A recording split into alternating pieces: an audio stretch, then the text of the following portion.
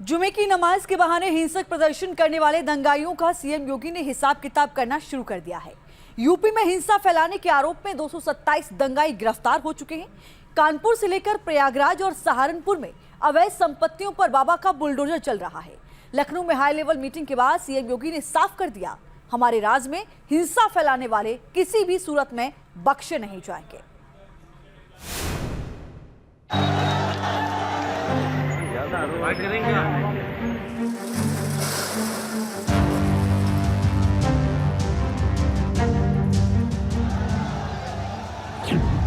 जुमे की नमाज के बहाने हिंसा फैलाने की साजिश।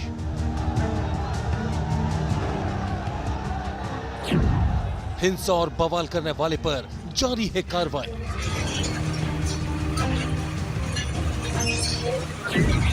हिंसा के आरोप में 227 दंगाई गिरफ्तार।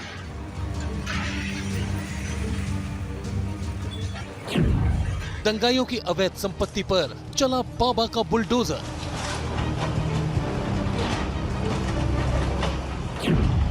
यूपी में साजिश की आग, बाबा करेंगे सबका हिसाब।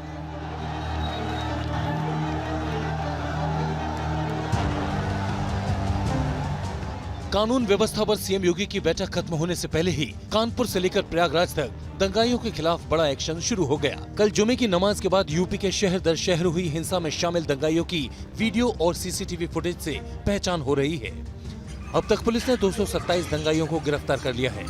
सीएम योगी के आदेश पर देखिए कैसे कानपुर से लेकर प्रयागराज तक उपद्रवियों की अवैध संपत्तियों पर बाबा का बुलडोजर चलने से हड़कंप मचा है।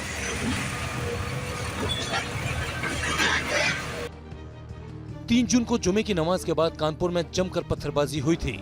कल भी जुमे की नमाज के बाद कानपुर से लेकर लखनऊ, सहारनपुर, देवबंद, प्रयागराज में जबरदस्त बवाल हुआ था। प्रयागराज में शांति कायम करने की पुलिस प्रशासन की सारी तैयारी धरी की धरी रह गई।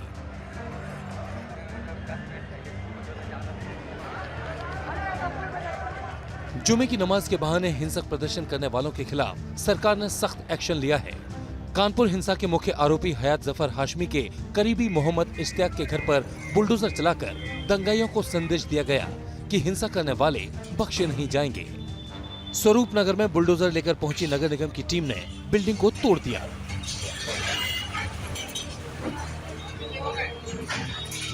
कानपुर हिंसा की जांच में जुटी पुलिस का दावा है कि 3 जून को 147 इमारतों से पत्थरबाजी हुई थी। सीसीटीवी में कैद दंगाइयों की पहचान होने के बाद सभी इमारतों की वैधता की जांच होगी। फिर अवैध संपत्ति पर बुलडोजर चलाने की कार्रवाई होगी। कानपुर की तरह कल जुमे की नमाज के बाद प्रयागराज में जमकर बवाल हुआ था, जिसके बाद 1000 लोगों पर मामला दर्ज करने के साथ पुलिस ने 68 लोगों को गिरफ्तार किया है। प्रयागराज हिंसा के मास्टरमाइंड जावेद को पुलिस ने हिरासत में लिया है। जावेद की दिल्ली में पढ़ रही बेटी भी रडार पर है। प्रयागराज में भी दंगाइयों की अवैध संपत्ति पर बुलडोजर चलेगा। 37 उपद्रवियों के मकान की जांच जारी है। अवैध पाए जाने पर बुलडोजर चलेगा।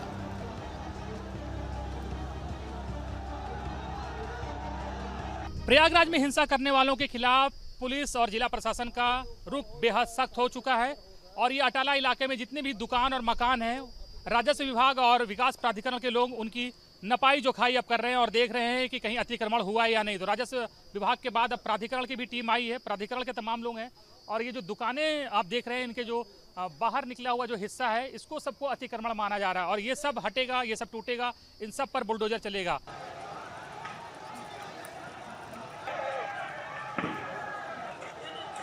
प्रदेश के 2-3 जनपदों में कुछ घटनाएं हुई, जिसको पुलिस ने बहुत ही तत्परतापूर्वक कार्रवाई करते हुए स्थिति को नियंत्रण में लाए। अब तक 230 व्यक्तियों की गिरफ्तारी जो कल के उपद्रव में शामिल थे उनकी की जा चुकी है और इन सभी व्यक्तियों तथा इसके पीछे जो भी व्यक्ति शामिल हैं उनके विरुद्ध संगीन धाराओं में अपराध दर्ज किए गए हैं। सीएम आवास पर सभी जिलों के डीएम और पुलिस अधिकारियों के साथ बैठक के बाद सीएम योगी ने दंगाइयों से सख्ती से निपटने का आदेश दिया है। यूपी में जुमे की नमाज के बाद हुए हिंसक प्रदर्शन पर सूफी खानकाह एसोसिएशन ने बयान दिया है कि कल की हिंसा देश के खिलाफ पीएफआई का अघोषित युद्ध है और हिंसा के पीछे पाकिस्तानी आतंकी संगठन और आतंकी मुल्ला आसिफ अशरफ जलाली का हाथ है।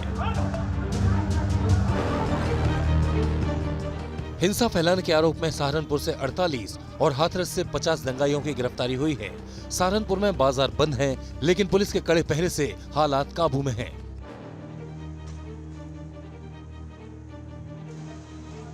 3 जून को कानपुर हिंसा के बाद सीएम योगी ने दंगाइयों को साफ चेतावनी दी थी कि प्रदेश में हिंसा करने वालों को बख्शा नहीं जाएगा। हिंसा में शामिल दंगाइयों की गिरफ्तारी और अवैध संपत्तियों पर चल रहे बाबा के बुलडोजर गवाही दे रहे हैं कि हिंसा के आरोपी किसी सूरत में नहीं बचेंगे। Team news nation.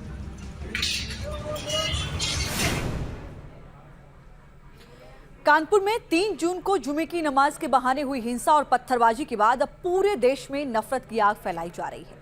कल जुमे की नमाज के बाद देश के 12 राज्यों में जिस तरह से हिंसा और बवाल हुआ, उससे साफ जाहिर है कि हिंसक प्रदर्शन के पीछे पीएफआई से लेकर पाकिस्तान में बैठे आतंकी आका की गहरी साजिश है।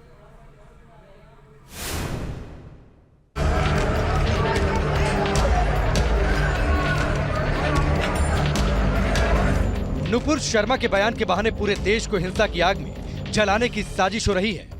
जुमे की नमाज के बाद दिल्ली के जामा मस्जिद से लेकर शहर दर शहर हाथ में ईंट पत्थर लेकर निकले दंगाई आम लोगों पर पत्थर बरसा रहे हैं। रांची में कल जुमे के दिन भड़की हिंसा में गोली लगने से 2 लोगों की जान चली गई। पश्चिम बंगाल हिंसा की आग में जल रहा है। हावड़ा में आगजनी और पत्थरबाजी जारी है और हैदराबाद के भड़काऊ भाईजान ओवैसी हिंसा भड़काने वाले लोगों की जगह सरकार को नसीहत देकर नैतिकता का पाठ पढ़ा रहे हैं। देश का कानून के तहत नुपुर शर्मा को गिरफ्तार करना चाहिए और देश के कानून के तहत कोर्ट उनको सजा देनी चाहिए। ये पार्टी का ऑफिशियल स्टैंड है, जो इम्तियाज जलील साहब की बात से मुख्तलिफ है, और जो पार्टी का स्टैंड है वो सबको मानना पड़ेगा।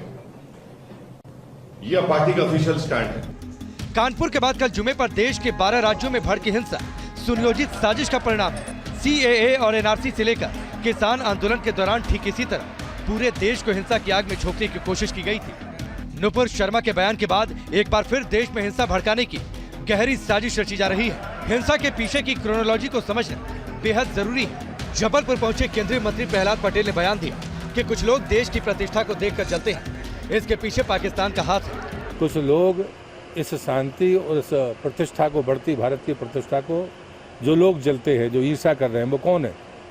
वो हमारा पड़ोसी पाकिस्तान है। धर्म के नाम पर कुछ उन्मादियों को उपयोग करते हुए अगर कोई इस रास्ते पर जा रहा है, देश को सजग होना होगा। सरकार तो सजग है।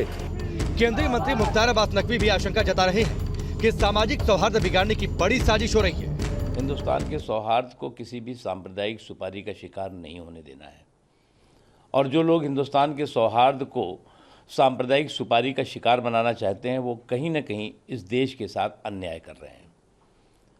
देश का सौहार्द, देश का भाईचारा, देश का अमन चैन कोई नुकसान ना पहुंचा पाए, ये हमारा सबका राष्ट्रीय कर्तव्य है। 3 जून को जिस तरह से राष्ट्रपति रामनाथ कोविंद और प्रधानमंत्री मोदी के कानपुर के दौरे के दौरान हिंसा और पत्थरबाजी हुई थी, उसकी जांच से रोजाना खुलासा हो रहा है कि हिंसा भड़काने में मास्टरमाइंड हयात जफर हाशमी के साथ पॉपुलर फ्रंट ऑफ इंडिया का हाथ था। पूरे देश में हुए हिंसक प्रदर्शन पर सूफी खानका एसोसिएशन ने भी बयान दिया कि हिंसा देश के खिलाफ पीएफआई का घोषित युद्ध है। सीन सामने आता है जैसा नागरिकता विरोधी कानून के समय हुआ था कि उसका भी कोई जिम्मेदार नहीं नजर आता था, लेकिन भीड़ लग जाती थी, पथराव होने लगता था। ये सारी बातें स्पष्ट रूप से ये संदेश देती हैं कि पीएफआई यानी पॉपुलर फ्रंट ऑफ इंडिया देश के खिलाफ अघोषित युद्ध छेड़ चुकी है। कानपुर में हिंसा भड़काने के लिए हाशमी को विदेश से 3 साल में करीब 50 करोड़ रुपए का चंदा मिला था। शाहीन बाग के बाद अमेरिकी राष्ट्रपति के दौरे के वक्त दिल्ली में भड़के दंगे के पीछे भी विदेशों में बैठे आतंकी संगठन और पीएफआई का हाथ सामने आया था। जुमे की नमाज के बाद दिल्ली, कानपुर, प्रयागराज, रांची, कोलकाता और हैदराबाद में एक साथ शुरू हुआ बवाल और नारेबाजी पहले से रची गई बड़ी साजिश का ही नतीजा है। सीएए और एनआरसी की तरह देश के मुसलमानों को फिर से हिंसा के लिए भड़काया जा रहा है।